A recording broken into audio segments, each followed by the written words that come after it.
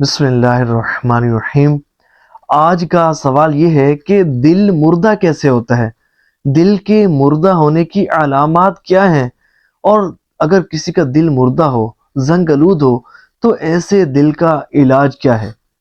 تو دیکھیں، یہ بڑا ہی اہم ٹاپک ہے اور مختصر ویڈیو ہوگی۔ آپ نے اس کو مکمل سننا ہے، اللہ نے چاہا بہت زیادہ آپ کو فائدہ ہوگا۔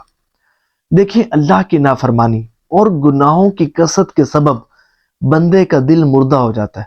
دیکھیں، گناہ کر کے بندے کا دل سیاہ ہو جاتا ہے، دل تاریک ہو جاتا ہے، دل زنگ آلود ہو جاتا ہے، دل پر سیاہ داغ لگنا شروع ہو جاتے ہیں، دل پر سیاہ دبے لگنا شروع ہو جاتے ہیں، دل پر مہرے لگنا شروع ہو جاتی ہیں، اور ایسا دل سیاہ ہو جاتا ہے کہ بالکل سمجھے کہ گناہوں کی نحوست کے سبب تاریک ہو جاتا ہے۔ دیکھیں، جب آپ ایک گناہ کرتے ہیں نا، تو دل پر ایک دبا لگتا ہے، پھر دوسرا گناہ کرتے ہیں، پھر دوسرا دبا لگتا ہے۔ اس طرح گناہ کر کے جتنے بھی گناہ بڑھاتے جاتے ہیں، دل پر دبے، داغ، نقطے بڑھنا شروع ہو جاتے ہیں، اور پھر ایک وقت ایسا آتا ہے کہ گناہوں کی نحوست کے سبب دل کالا سیاہ ہو جاتا ہے۔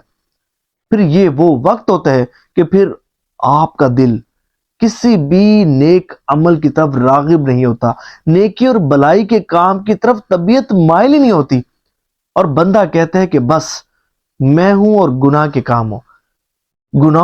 گناہ کے کاموں کی طرف طبیعت خوب مائل ہوتی ہے، خوب دل لگتا ہے، لیکن نیکیوں کے کام میں دل نہیں لگتا۔ ایسا شخص کہ جس کا دل مردہ ہو، جس کا دل زنگ آلود ہو، جس کا دل سیاہ ہو چکا ہو، تو اگر کوئی شخص اس شخص کو کھینچ کھانچ کر مسجد میں لے بھی جائے، تو وہ مسجد میں اس طرح تڑپتا ہے کہ جس طرح مچھلی پانی کے بغیر تڑپتی ہے، اور وہ اپنے آپ کو مسجد میں قید خانے کی طرح تصور کرتا ہے، اور اس کی کوشش ہوتی ہے کہ کسی طرح جلدی جلدی مسجد سے نکل سکے، مسجد سے باہر نکل آئے۔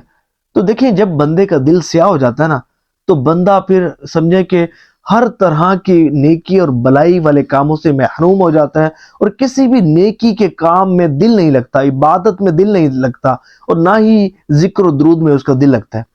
نفلی عبادات تو بڑی دور کی بات ہے، فرض عبادات بھی کرنا اس بندے کے لیے بہت مشکل ہو جاتا ہے۔ تو جب ایسا کچھ بندے کے ساتھ ہونے لگے، اور واعظ و نصیحت بھی بندے پر اثر نہ کرے، اور اللہ اور اس کے رسول صلی اللہ علیہ وآلہ وسلم کی فرامین کو سننے کا دل نہ کرے، واعظ و نصیحت بری لگے، تو سمجھ جائیں کہ آپ کا دل زنگ آلود ہو چکا ہے، آپ کا دل سیاہ ہو چکا ہے، اور آپ کا دل مردہ ہو چکا ہے۔ اب ٹریٹمنٹ کی حاجت ہے، تو اس کے جو سیاہ دل، جو مردہ دل ہے، اس کا بہترین ٹریٹمنٹ وہ استغفار کی کثرت، اللہ سے اپنے گناہوں کی سچی معافی مانگنا۔ یہ دل کی سیاہی کو دور کرنے کا سبب ہے، دل کو زندہ کرنے کا سبب ہے۔ اسی طرح تلاوت قرآن کریم، یہ بھی دل کے زنگ کو دور کرتی ہے، صاف کرتی ہے۔ اسی طرح درود پاک کی کثرت، یہ تو دل کی سمجھے کہ دل کی صفائی کے لیے بہترین کلینزر کا کام دیتا ہے۔ اور اسی طرح صالحین کی صحبت بھی، اللہ والوں کی صحبت بھی بندے کو نیکیوں کی طرف مائل کرتی ہے، اور دل کی سیاہی کو مٹانے کا ایک بہترین ذریعہ اللہ والوں کی صحبت ہے۔ تو دعا ہے کہ اللہ کریم جو سنا اس پر عمل کرنے کی اور ثواب کی نیت سے شیئر کرنے کی بھی توفیق عطا فرمائے۔